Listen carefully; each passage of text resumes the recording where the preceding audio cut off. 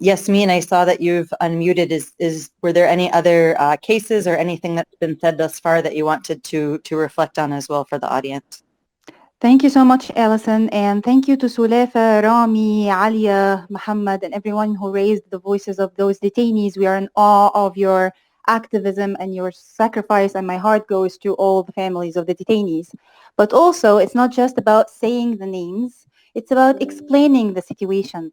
I agree with Alia that a friendly visit to countries that has significant record of human rights abuses could embolden these countries to commit further abuses in the future, or it could encourage them to keep their policies as is. However, President Biden is going to be meeting with, let's say, President Sisi in Egypt.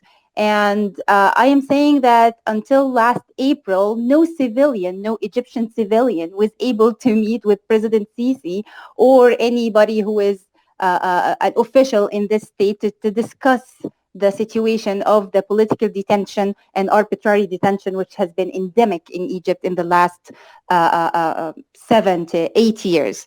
So it's important now to explain some of the strategies and some of the plans that Egypt has announced recently and reveal the reality of those plans. Egypt has announced a new strategy for human rights that was months ago, or maybe a year.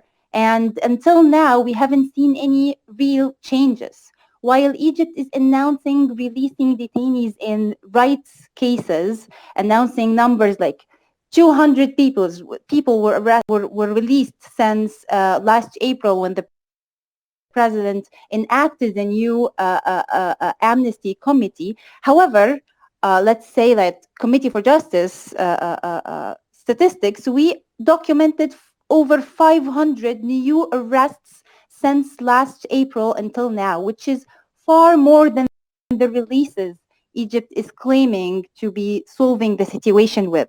What I'm trying to say to President Biden, don't be fooled by strategies that are not really changing the situation, by efforts announced to only whitewash the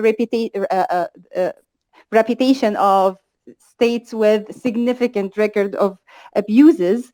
I feel that this is the time to hear more talk about human rights. We are sick of seeing meeting readouts that says yes, and we discussed human rights only succinctly without explaining what did you discuss, what were the results. We need to be taken seriously this time after a long-standing against human rights violations in those countries, after building his presidential campaign on a significant focus on respect to human rights. I feel this is a moment where we need to see this in action. We need to feel that world leaders who are committed to international law, calling on countries to commit to international law.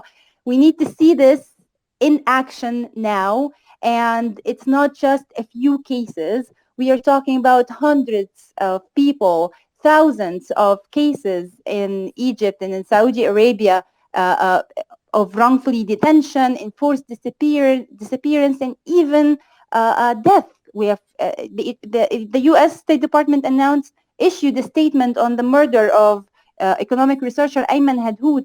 These things are going to continue. We're going to continue to see people dying in prison for medical negligence. We're going to see people are murdered slowly. We're seeing that when Rami mentioned the Abu Futuh case, Abu Futuh, Salah Sultan, and others are deserving of a health release based on the Egyptian law itself. However, this is a state that does not abide by its own law.